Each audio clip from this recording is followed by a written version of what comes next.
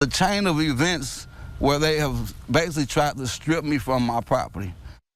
Some St. Louis property owners shocked to find out they owe hundreds of thousands of dollars to the city of St. Louis. Officials have been quietly using your tax dollars to fix up private properties. Well, the city says they're preventing potential dangers on vacant and derelict properties. But others claim this program is unconstitutional, and they're questioning who is getting paid for the work. After we started digging, the city has confirmed they are now launching an investigation into that very issue.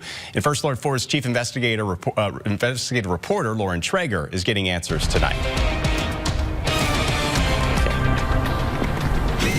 At this old car repair shop in North St. Louis, a drill's the tool you need.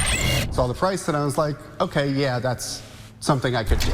The building's owner, Tony Batali, giving us a look inside. If I wasn't doing software, I'd probably be doing something with my hands. His vision, a co-working space of sorts for people to fix cars. Part of the dream is that we would have classes so that people could at least change their brake lights or their brake pads, just basic stuff. He just bought the building back in March, glad it had a new roof. You know, we knew it didn't have electric, it didn't have gas, it didn't have any water utilities. But it wasn't until after he'd started making improvements that he got this, a giant bill from the city of St. Louis for nearly $100,000. Open that letter, what was your reaction?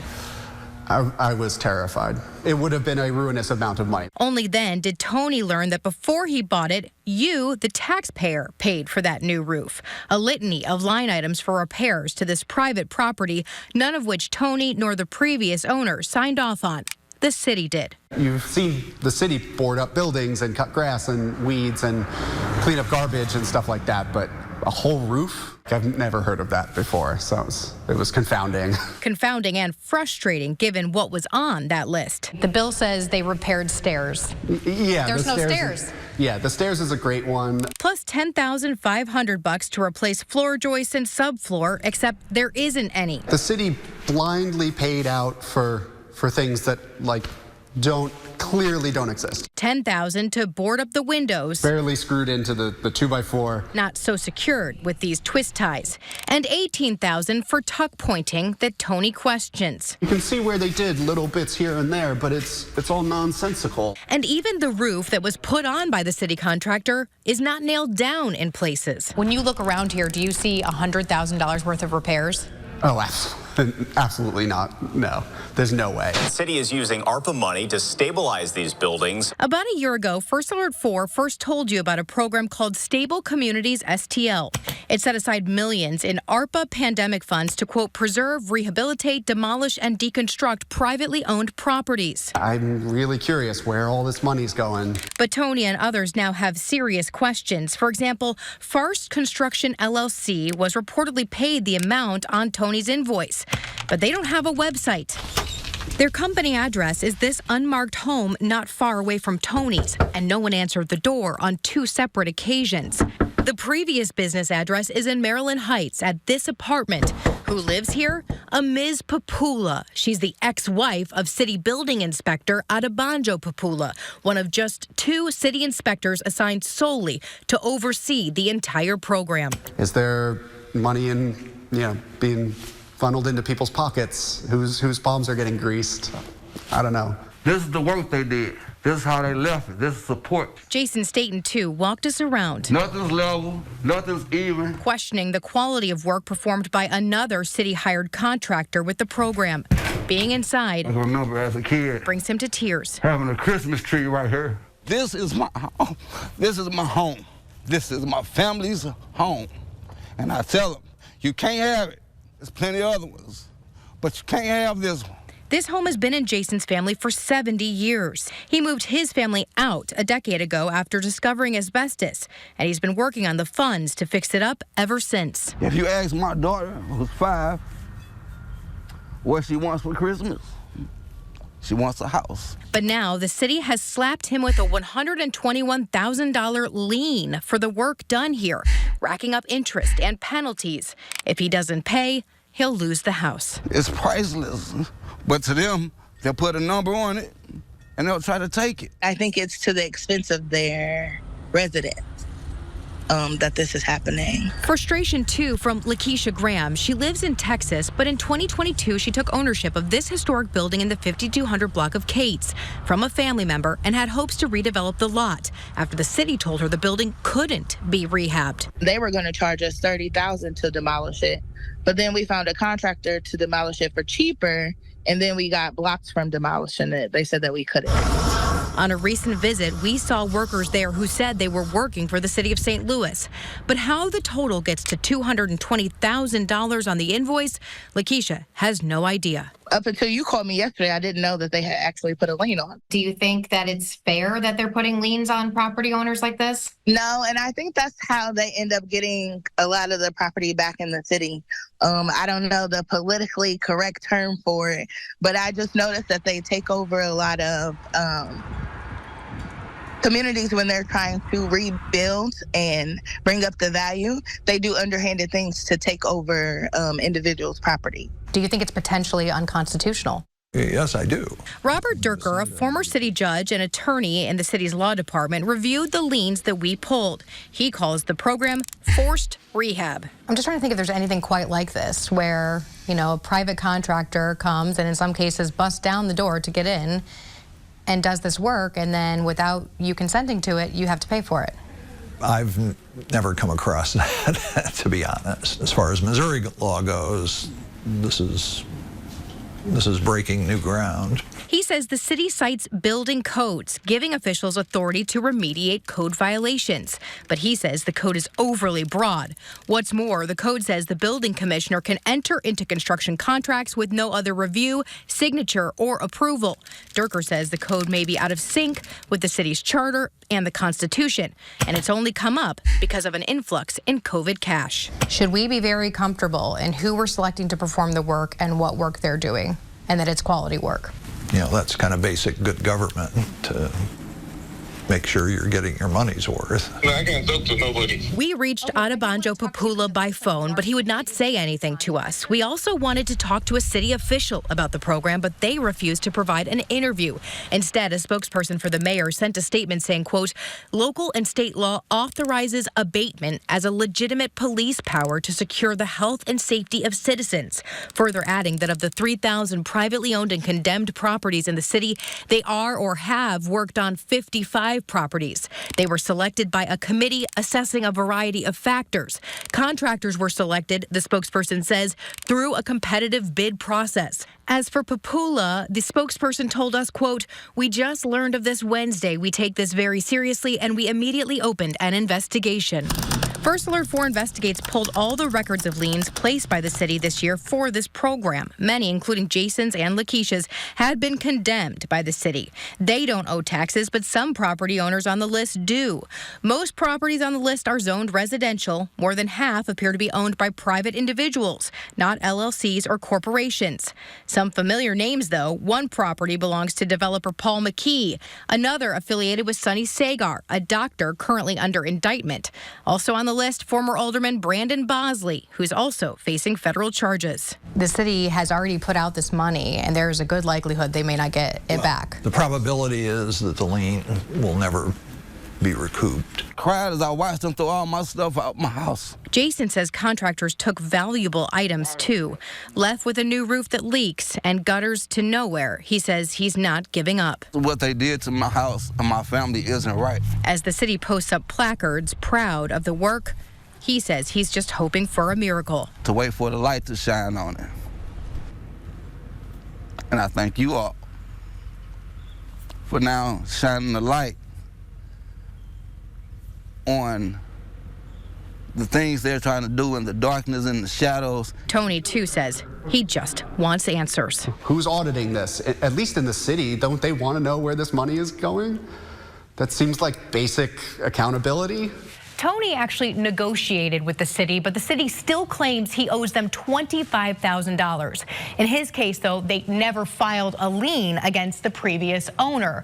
At Jason's home, though, the city claims his property was chosen for a number of code violations dating back years. They claim he was notified about the construction. He said he had no idea the city was planning to do it. Meanwhile, we spoke with Papula's ex-wife. She repeatedly said she had absolutely nothing to do do with the business, including no financial ties. The owner of Farce Construction did write us back an email saying Mr. Papula has no ties to the business. That owner says she simply used Ms. Papula's address. Now, earlier today, we also told you about possible connections between Adebanjo Papula and another construction company, Premier Finish. They've been contracted for hundreds of thousands of dollars for work for the city, but the landlord at their business address says the owner of that company, Tanya Garrett, and Papula are married, and the two do share a home in Wildwood, according to public records. As you can see here, there is just so much to this story, a lot more questions, and you can count on us to keep following the entire issue. I'm Lauren Traeger. First Alert 4 investigates. Several area leaders now calling for criminal investigations and audits after First Alert 4 investigates revealed a St. Louis City inspector has ties to construction companies getting millions in public funds. Well, today we learned that St. Louis City inspector has resigned. Chief investigative reporter Lauren Traeger has been gathering reaction after her reporting over the last 2 days unveiled serious concerns with the program that's been fixing up private properties. And not only are they calling for those deeper investigations, some area leaders tell us they think the flow of money needs to stop right now until more light can be shown on the program. Honestly, I thought your report was shocking. State Representative Steve Butt says what we uncovered was beyond shocking and inexcusable. Would you support a pause on the program right now? Oh, absolutely. I think I will call for a pause, and the citizens watching your interview should do the same. I mean, it just has to be. Can't go forward until you get to the bottom of, is there corruption or is it just incompetence? But we need to know. Either way, there should be a pause. First Alert 4 Investigates has been telling you about a program that uses pandemic funds to fix up privately owned vacant properties in St. Louis and then bill the property's owners tens of thousands of dollars. If they don't pay up, they could lose their properties, something some owners told us is unfair. This is my home. This is my home. This is my family's home. And I tell them, you can't have it. There's plenty of other ones, but you can't have this one. When you look around here, do you see $100,000 worth of repairs? Oh, absolutely not. No, there's no way. Property owners told us the numbers didn't make sense always, and they questioned the quality of the work performed. I did want to talk to you because it looks like you are affiliated with some of the contractors. No, I can't talk to you about anything, please. But we also learned that St. Louis City Inspector Adebanjo Papula has ties to two of the construction companies who have been paid for the work.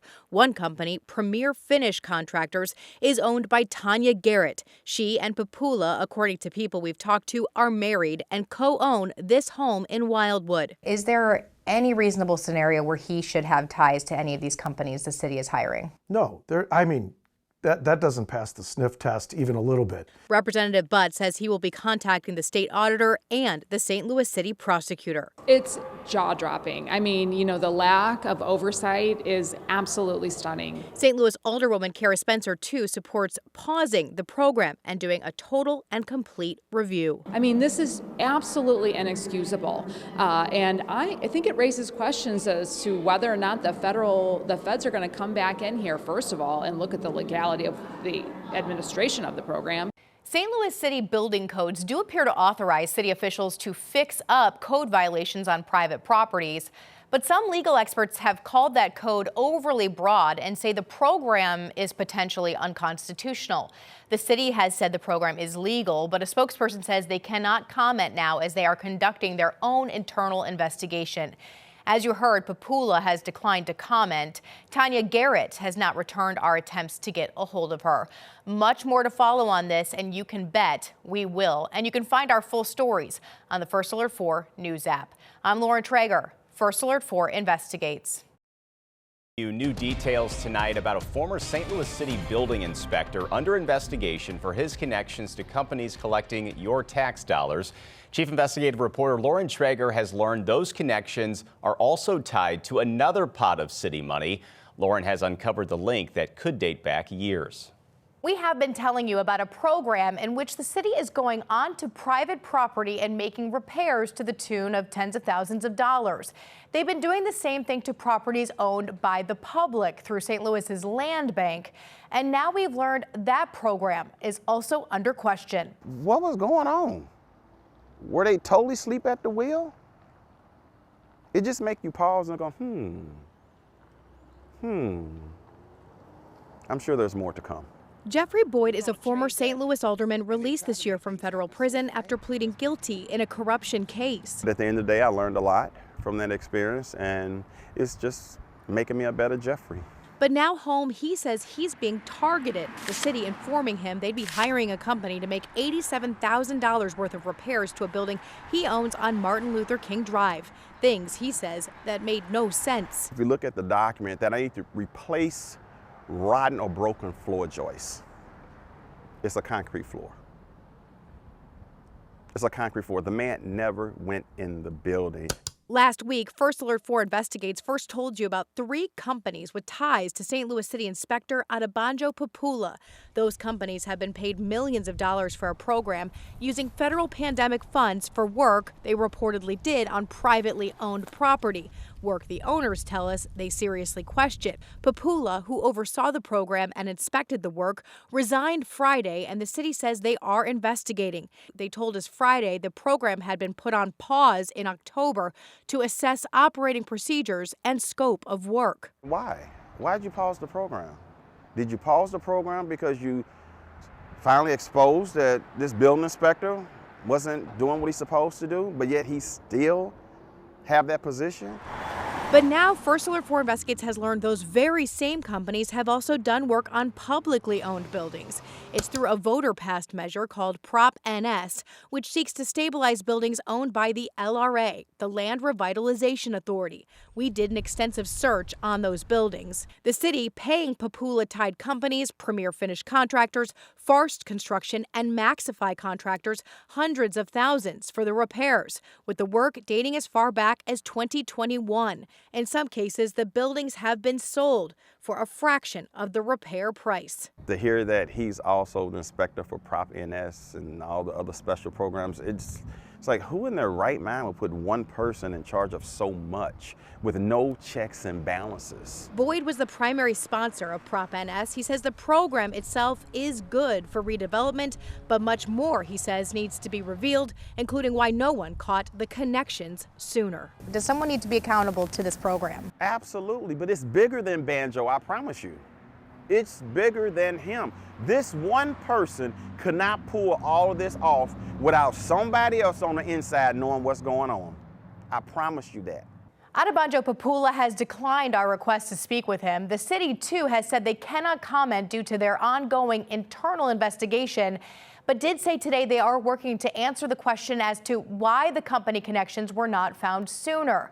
Again, that private property repair program is on pause, but despite the connections, Prop NS, a city spokesperson says, is not on pause. So many more questions remain, and of course, you can count on us to keep digging.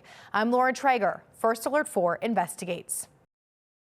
The FBI may be getting involved over allegations of corruption at St. Louis City Hall. Mayor Tishaura Jones is now asking the feds and the state auditor to investigate. Over the last week, Chief Investigative Reporter Lauren Traeger has been telling you about a city building inspector questioning if he was personally profiting off pandemic programs. She joins us with insight on what the feds might be looking into. Until now, the city would only say they were conducting an internal investigation and that police were not involved. Well, now this letter from the St. Louis Mayor Tishaura Jones asking for the FBI to investigate one of her own departments may take things in a new direction. Here we go again. I hate to say that, but you know, there's things that happen in the city that need investigation, and here we go again. John Davis is a former federal prosecutor in St. Louis. He says what First Alert 4 Investigates has uncovered warrants an investigation. I just thought it was unfortunate that it was an expenditure of public funds that, for all intents and purposes, looks like it's enriching someone improperly, potentially illegally, and that's a shame. Last week, First Alert 4 Investigates told you about 3 companies with ties to St. Louis City Inspector Adebanjo Papula. We've obtained an accounting sheet from the city's comptroller showing just this year alone, Farce Construction, Maxify Contractors, and Premier Finish Contractors have been paid millions in public dollars for work they reportedly did to fix up private and public-owned buildings in programs meant to stabilize vacant properties. But some city property owners tell us they seriously questioned the work that was performed by those companies tied to Papula. And we've uncovered the dollar amounts may actually be much higher, as the connections could go back for years.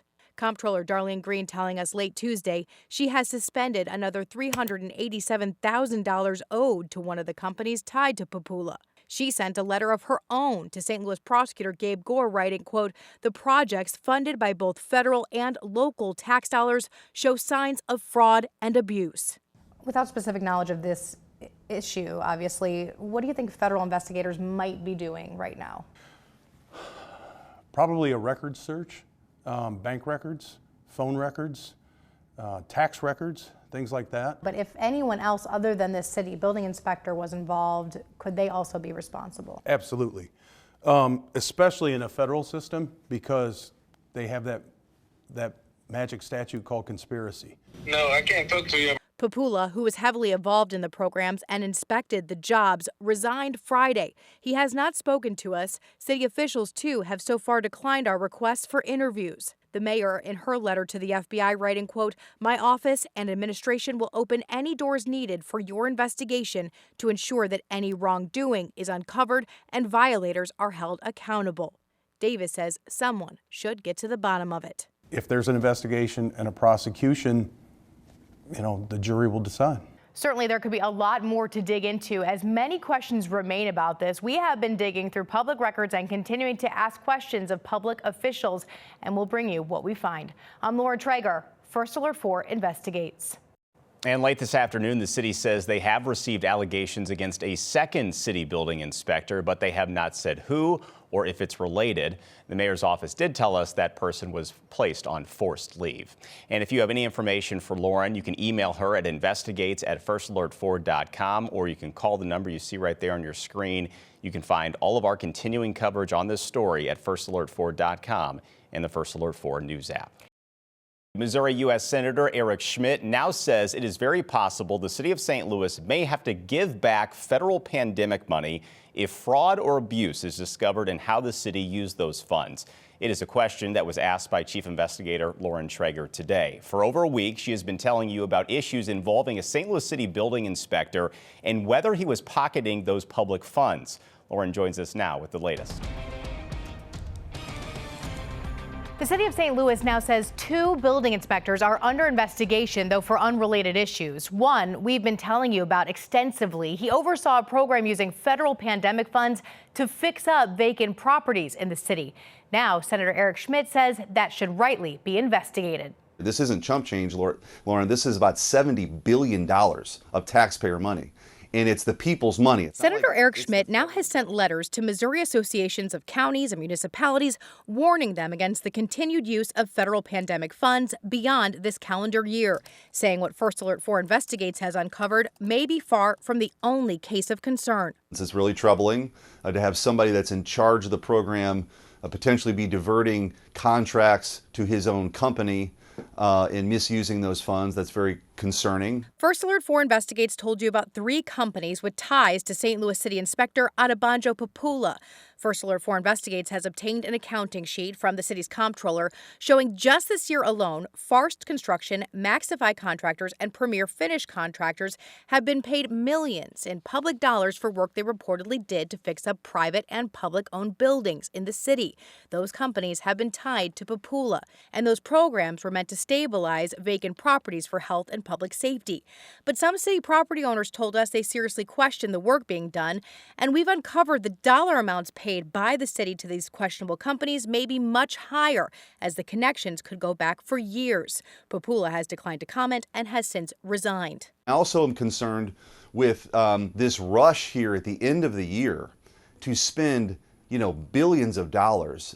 This won't be the only case, the one you're investigating. There's going to be more because they're trying to shovel the stuff out the door as fast as they can, and there's not a lot of protocols and auditing being done to make sure that taxpayer dollars aren't being misused. Mayor Tashara Jones has asked the FBI and state auditor to investigate the city's building division, saying the doors of City Hall will be open to them. But questions have also been raised about grant programs set to provide funds to small businesses and nonprofits on the city's north side using pandemic funds.